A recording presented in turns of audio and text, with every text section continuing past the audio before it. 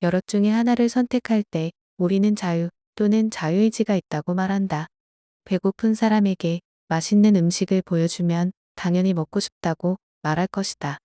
아침부터 저녁까지 중노동을 해서 10만 원을 벌지 아니면 컴퓨터로 2시간을 일하고 50만 원을 벌지 택하라고 한다면 사람들은 후자를 택할 것이다.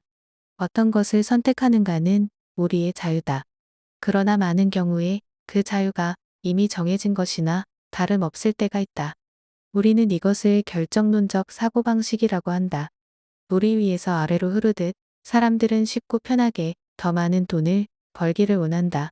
그래서 주물주 위에 건물주가 있다. 과학자들은 인간은 환경의 지배를 받는다고 말한다. 진화론이라는 것은 단순하게 말하면 환경이 생명을 만들고 생존을 지배한다는 이론이다. 이렇게 생물의 한 부류인 인간이 범죄를 저지르는 것은 그의 자유의지에 의한 것이 아니라 그의 불우한 가정과 가난한 환경 때문이라고 말한다. 결국 그가 범죄를 저지른 것은 그의 자유의지가 아니라 환경적으로 어쩔 수 없는 선택이며 그래서 그의 범죄는 이미 결정된 것이다. 우리는 이것을 결정론적 세계관이라 말한다. 흙탕물에서 놀면 옷이 더러워지듯이 가정환경이 불우하고 가난하기 때문에 범죄를 저지르는 것은 운명적인 것이며 이미 정해진 대로 된 것이다. 그러나 어떤 이는 그런 환경을 이기고 자신의 자유의지로 삶을 개척해 나간다. 우리는 자유와 자유의지를 구분해야 한다. 일보다 놀기를 좋아하고 못난 이보다 미녀를 사랑한다. 결정을 자유에 맡기면 우리는 하나같이 편하고 좋아하는 것을 선택한다. 그러나 자연스런 선택이 아니라 자연에 역행하여 자신의 굳은 의지를 따른다면 우리는 그것을 자유의지라 말할 수 있다. 그것을 단지 자유라 말하지 않고 자유의 의지를 붙인다. 그것이 바로 자유의지다. 그러나 상대적으로 배가 고프면 밥을 먹고 피곤하면 쉬고 싶은 것은 자유의지가 아니라 본성에 따르는 자연적인 선택이다. 이것을 우리는 자유라 하고 성경적으로는 육체를 따른다고 말하고 철학적으로는 직관적 선택이라고 말한다. 그리고 이런 선택들이 결정론적 세계관을 보여주는 인간의 모습이다. 나는 유튜브에서 과학자들과 철학자들이 모여서 인간에게 자유의지가 있는가? 아니면 인간은 이미 결정된 대로 행동하는가? 라는 주제로 말하는 것을 들었다. 만약 모든 것이 환경에 종속돼서 결정되거나 인간의 자유의지가 실행되기 전에 뇌에서 이미 선행적 결정이 이루어진다는 사실만을 믿는다면 인간에게는 자유의지가 없다고 말할 수 있다.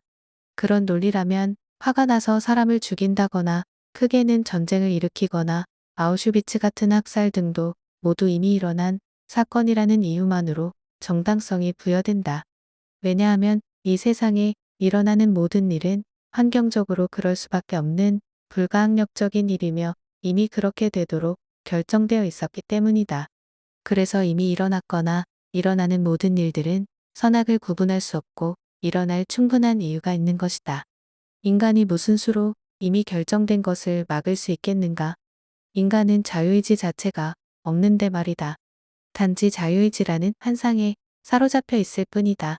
과학자들의 말처럼 이 세상은 물리적인 법칙대로 이미 결정된 대로 움직이고 인간에게는 결정된 것을 바꿀 수 있는 자유의지가 없다면 우리는 이제부터 모든 도덕과 윤리와 법을 지킬 이유가 없다. 이 세상에서 일어나는 모든 일들은 이미 결정된 일이고 일어날 만한 가치가 있는 것이며 현재까지 존재하고 있다면 그럴 만한 이유가 있는 것이다. 그래서 아버지에게 존댓말을 하는 것 같이 마찬가지로 어머니를 때리는 것도 정당하고 친구와 즐겁게 술을 마시는 것처럼 친구를 죽이는 것도 똑같이 정당한 일이 된다. 그런 일들이 지금도 일어나고 있기 때문이다. 세상의 도덕과 윤리는 더 이상 지킬 이유가 사라지고 그것을 지킬지 말지는 단순히 개인의 취향에 의존하며 어떤 선택도 비난받지 않는다. 왜냐하면 모든 것이 이미 결정된 행동이며 일어나는 모든 일들은 자신의 자유의지에 의한 행동이 아니기 때문이다. 자신의 자유의지로 한 일이 아니기 때문에 비난받거나 벌을 받을 이유가 없는 것이다. 그러므로 인간의 어떤 행동에 벌을 주거나 비난하는 것은 잘못된 것이다. 그러나 실제로 이 세상은 이미 범죄자를 비난하거나 벌을 준다. 모든 범죄는 인간의 자유의지가 아니라 환경적인 요인에 의해서 일어나기 때문에 개인을 처벌할 수 없다고 말하지만 범죄를 처벌하는 행위는 이미 현실에서 벌어지고 있다.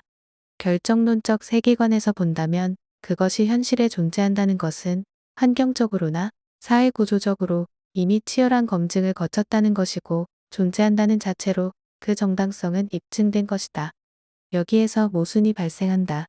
결정론적 세계관에서는 범죄자를 처벌할 수 없다는 당위성이 있음에도 다른 한편에서는 처벌한다는 사실이다. 이런 말이 있다. 모든 것을 설명할 수 있는 이론은 아무것도 설명하지 못한 것이다. 코에 걸면 코걸이, 귀에 걸면 귀걸이라는 말이 있다. 이론 자체로 서로 모순이 있다면 이론의 신뢰성은 상당히 떨어진다. 이런 결정론적 세계관은 AI의 결과 값과 일치한다. AI들끼리 가상 전쟁을 했을 때 인간이라면 하지 않을 핵무기를 사용하는 것을 볼 수 있다. 이것은 인간 생명에 대한 가치의 중대성을 고려하지 않고 오직 효율성과 승리라는 자기 목표만을 우선하기 때문이다. AI가 전쟁의 승리와 인간 생명에 대한 가치의 차이를 인식하지 못하듯이 결정론적 세계관도 똑같이 인식하지 못한다. 결정론적 세계관과 AI는 모두 보이지 않는 가치에 대해서는 고려하지 않는다. 바로 생명, 사랑, 존엄성 같은 것들이다. 성경에는 믿음의 조상들이 나온다. 이들은 모두 안락한 자유를 따른 자들이 아니라 자신의 이익과 자유에 역행하여 자유의지를 실행한 자들이다. 아담과 하와처럼 자신의 자유를 따라 선악과를 따먹지 않고 그리스도를 위해 받는 수모를 배굽의 모든 보화보다 더 큰 재물로 여겼고 심한 고문을 받되 구차하게 풀려나기를 원하지 않았다. AI는 절대로 믿음의 조상들이 한 이런 선택을 할 수 없다. 마찬가지로 과학자들은 인간은 환경에 역행하는 선택을 자유의지로 할 수 없다고 말한다. 이 생각들이 정확하게 AI와 일치하는 사고방식이다. 자신에게 해가 되고 피해가 가는 선택, 다른 가치를 위해 자기를 희생하는 마음을 이해하지 못한다면 인간에게 자유의지가 있다는 것을 받아들이기는 힘들다. 자유의지라는 주제를 얘기할 때 많은 사람들은 모든 것을 다 고려한 듯이 이렇게 말한다. 인간에게는 자유의지가 없는 것처럼 보이지만 없다고 말할 수 없다. 이 얼마나 비겁한 말인가. 이것은 마치 사랑하는 여자에게 내가 너를 사랑하지 않는다고 말할 수는 없지만 사랑한다고 말할 수도 없다고 고백하는 것이다. 인간은 환경적인 요인에 따라 많은 것을 선택하고 결정한다. 그러나 이 말은 야구공을 하늘에서 떨어뜨렸을 때 얼마의 속도로 자유낙하하는지 결정되어 있다는 말과는 다르다. 우리는 축구 경기를 볼 때 언제나 1위 팀이 이기는 것이 아니라는 것을 알고 있다. 야구도 배구도 언제나 순위가 오르락 내리락 한다. 우리는 토토를 하면서 경기 결과를 맞추는데 돈을 건다. 그러나 대부분은 승률이 낮다. 과학자들의 말처럼 모든 상황이 환경의 지배를 받는다면 우리는 왜 환경을 분석해서 결과를 맞추지 못할까? 결과적으로 완벽한 환경적 변수와 데이터를 알 수 없기 때문이다. 축구 선수나 야구에 출전하는 선수가 실제 경기를 하기 전에는 컨디션이 좋았다가도 갑자기 나빠지고 경기 중에 부상을 입기도 한다. 사람의 마음속에서 일어나는 자유의지는 환경적으로 경향성을 가지지만 고정값이 될 수 없고 변수라는 점이다. 정말로 인간에게 자유의지가 없다면 우리는 자신을 부인해야 한다. 내가 아내와 결혼한 것은 아내를 사랑했기 때문이 아니라 환경이 그녀를 선택하게 한 것이고 아내가 아이를 낳은 것은 나를 사랑하기 때문이 아니라 환경적으로 그것이 유리하기 때문이다. 우리가 병든 노모를 돌보는 것은 환경적인 역할일 뿐이고 친구들과의 모임도 환경적으로 이익이 되기 때문이다. 이렇게 나를 둘러싼 모든 일들이 환경적이고 결정론적 구조 속에 있다면 인간애와 정의, 사랑과 자비 등의 보이지 않는 가치들은 허무한 캐치플레이일 뿐이다. 그렇다면 우리가 살면서 상식이라고 생각했던 사랑과 우정, 부모 공경이나 예의범절은 모두 거짓이고 허상이다. 그래서 그렇게 살아온 우리의 삶은 부정당할 수밖에 없다. 이렇게 결정론적 세계관은 인간을 기계 속 하나의 부품으로 만들고 잉여인간이 된다.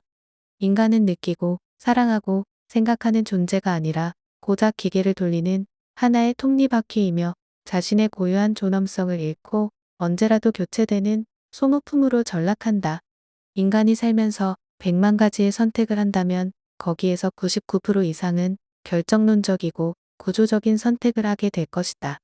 피곤하면 자고 배고프면 먹는 것처럼 사람들의 행동 패턴은 환경적이고 구조적인 배경에 따라 정해진 행동을 하기 때문이다. 그러나 확률적으로 몇 프로에 지나지 않지만 인간이 진정한 자유의지를 실행하는 순간들이 있다.